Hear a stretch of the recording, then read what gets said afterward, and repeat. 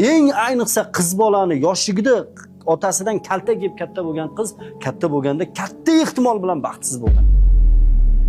Chunki u ruhiy travma asosida yashaydi. Erkak desa ko'ziga ana badjahl uradigan ota kelaveradi va avvalo erkak kishiga aytamanki, ayol sening uchun omonat, qiyomatda bu omonat uchun javob berasan. Demak, birinchi otasiga omonat, aka ukasiga omonat.